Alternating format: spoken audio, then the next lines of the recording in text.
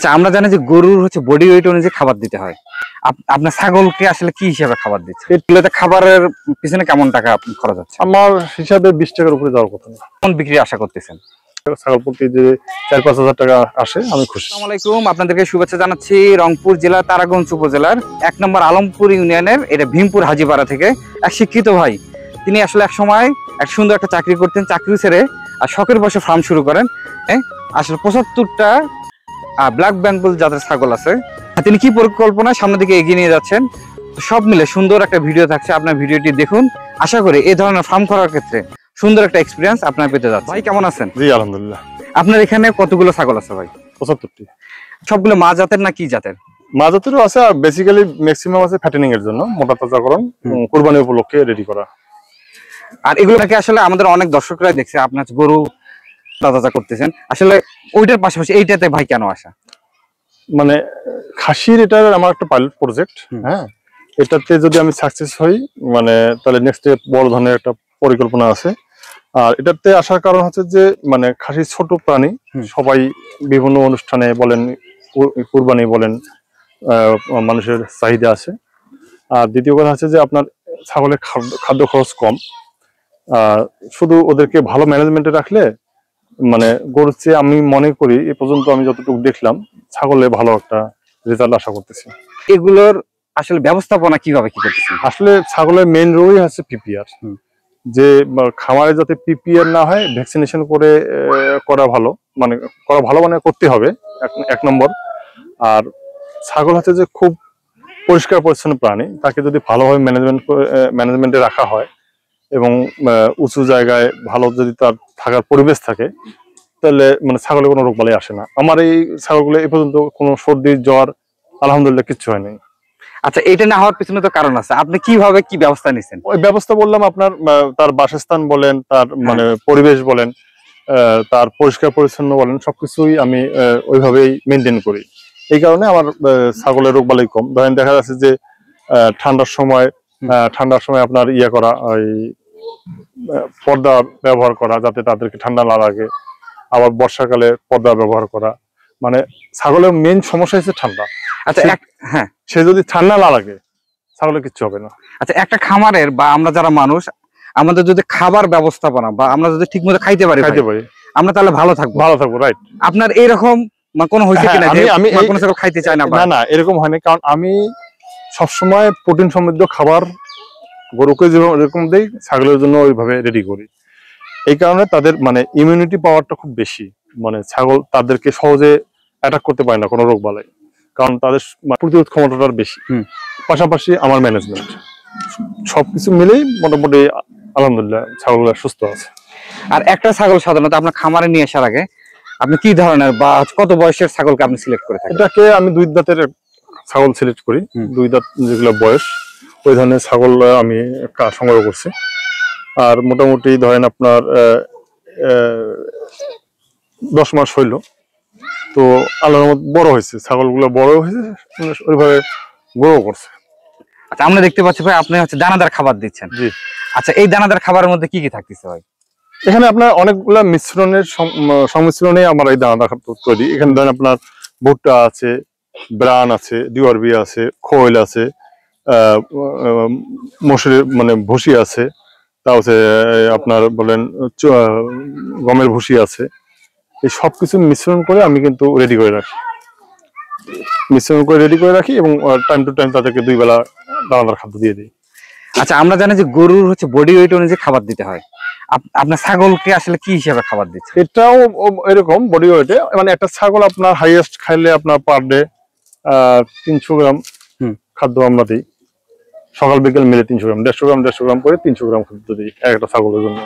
আচ্ছা, আপনার সবগুলো খুবই পুষ্টিকর খাবার দিচ্ছেন ভাই, তাতে করে একটা ছাগলে আমরা আনুমানিক হিসাব দিলাম, কম হইতে পারে বেশি হইতে পারে, এগুলোতে খাবারের পিছনে কেমন টাকা খরচ হচ্ছে? আমার হিসাবে 20 টাকার উপরে যাওয়ার কথা না। একটা ছাগলে পার ডে 20 টাকা। আপনি সুন্দর শেড দেখতে পাচ্ছি ভাই, শেড ব্যবস্থাপনাটা আপনি অসাধারণ করছেন। জি। আসলে এগুলোতে মানে দৈর্ঘ্য অবস্থা কেমন আছে একটু যদি বলতেন। আমার শেডটা আছে যে 65 ফিট লম্বা, পোস্টে আছে 17 ফিট।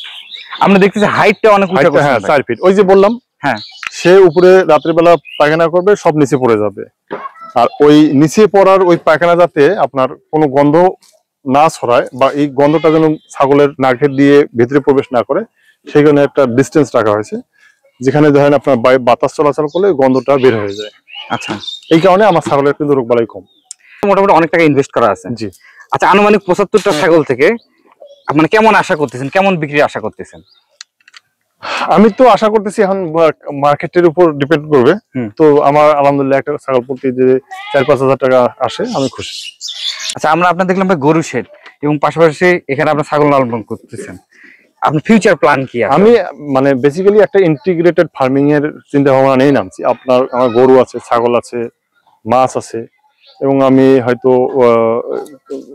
নেক্সটে লেয়ার মুরগির একটা প্রজেক্ট করব আশা করতেছি, এবং আমি ওইভাবে এটা নিয়ে কাজ করতেছি, লেখাপড়া করতেছি, মানে বিভিন্ন খামারে ভিজিট করতেছি।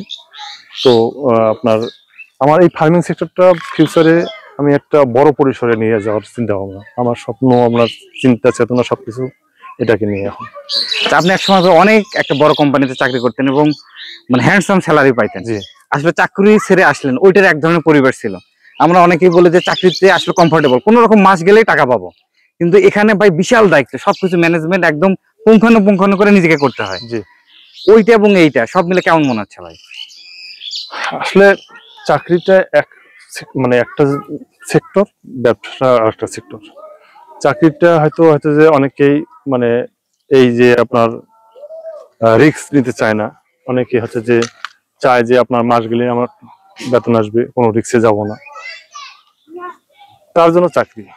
কিন্তু আমি ভাই রিস্ক নিতে পছন্দ করি, এবং আমি রিস্ক নিয়েই কিন্তু এখানে আসছি। আমি গ্রামে বড় হয়েছি, আমার কৃষিটা আমার কাছে খুব ভালো লাগে। এখন চাকরি যদি বলেন যে চাকরি, হ্যাঁ চাকরিটাও ভালো ছিল, তো চাকরি ভালো ছিল, আর আমার মানে আগ্রহটা হচ্ছে যে একটা ব্যবসার প্রতিষ্ঠান দাঁড় করা, সেই অ্যাসপেক্টে আমি এই ফার্মিংটা আসা, এবং আপনার ওই একটা বড় পরিসর নিয়ে চিন্তা ভাবনা নিয়ে কিন্তু এখানে চলে আসা। যদি ভাই এরকম নিয়ে শুরু করি, আসলে কোন কোন দিক লক্ষ্য রাখা উচিত যেন আমি মানে লস না খাই? আপনাকে ওই যে বললাম হাট থেকে, মানে যে আমি বলবো যে গ্রামে যদি আপনি কালেক্ট করতে পারেন সবচেয়ে বেটার হয়, কারণ গ্রামে পরিচিত জনের কাছ থেকে বা কোনো খামার থেকে যদি আপনি ছাগল কালেক্ট করেন, তাহলে আপনার মানে ওই ছাগলের পিপিআ রোগ না হওয়ার চান্স থাকবে বেশি। হাট থেকে আনলে পিপিআর একটা সম্ভাবনা থাকে।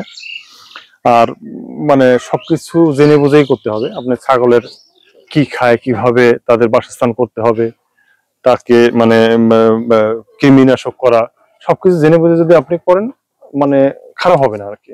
ও ভাই, আপনার সুন্দর ছাগলের খামারটা আজকে আমরা হচ্ছে দর্শকদের দেখাইলাম। আপনি যেহেতু এখানে অনেকগুলো ছাগল লালন পালন করতেছেন, কেউ যদি আপনার কাছ থেকে নিতে চায় বা আপনার খামারটা একটু ভিজিট করতে চায়, আপনার সাথে যোগাযোগ করবে কিভাবে ভাই, বা আসবে কিভাবে?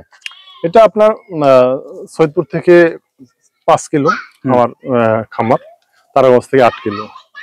তারাগঞ্জে কেউ যদি রংপুর থেকে আসে, তারাগঞ্জে নেমে আপনার ভীমপুর হাজিপাড়া বললেই লোক দেখাই দিবে। সৈয়দপুর থেকে যে টার্মিনালে নেমে যদি বলে যে আমি ভীমপুর হাজিপাড়া যাবো, যে কেউ নিয়ে আসবে। আর আমার আপনার আমার নাম্বার দেওয়া থাকবে, যদি কেউ আসতে চায় আমাকে ফোন করলে আমি তাকে লোকেশন দিয়ে দেবো। আচ্ছা ভাই, আপনি খুব শখ করে আপনি এই প্রজেক্ট গুলা ভাই কি শুরু করছেন। আমি চাই আল্লাহ তাআলা আপনার এই ব্যবসাকে আরো বেশি বাড়ায় দেখ। আপনারা ভালো থাকবেন, সুস্থ থাকবেন। আজকের মতো বিদায় নিচ্ছি। আল্লাহ হাফেজ। আল্লাহ হাফেজ। এটা ভাই দেশি মুরগির পাইলট প্রজেক্ট। দেশি মুরগির পাইলট বলতে হচ্ছে যে আপনার আমি ওই প্ল্যান আছে মুরগি নিয়ে কাজ করা, দেশি মুরগি নিয়ে। সেক্ষেত্রে আমি এটা ট্রায়াল দিচ্ছি যে এটা আসলে এর খাওয়ার, তার রোগ বালাই কি হয়, কি ধরনের খাবার খেলে তারা সুস্থ থাকে, এবং কতদিন সময় লাগে, সবকিছু ট্রায়ালে রাখছি আর কি। আচ্ছা, তো এটা যদি সাকসেসফুল হয় দেন আমি এটা নিয়ে একটা বড় পরিসরে চিন্তা ভাবনা করতেছি। আর ভাই আমরা দেখছি অনেক জায়গায় আপনি এরকম করে রেখে উপর দিয়ে আসলে নেট দেয়, নেট গুলোকে ছেড়ে দেয়। আপনি কি ওই রকম? হ্যাঁ, আমার প্ল্যান ওই রকম। যেহেতু আমি অল্প দিয়ে শুরু করতেছি, হয়তো এই ছোট মুরগিগুলো বিভিন্ন জায়গায় দৌড়াদৌড়ি করবে, এই কারণে আমি আপাতত ওইখানে রেখে ট্রায়াল দিচ্ছি। যদি এটা সাকসেসফুল হয় দেন আমি একটা বড় পরিসরে আমি এটা শুরু করব। আর এখানে ভাই বর্তমানে কতগুলো আছে? এটা 50টা আছে।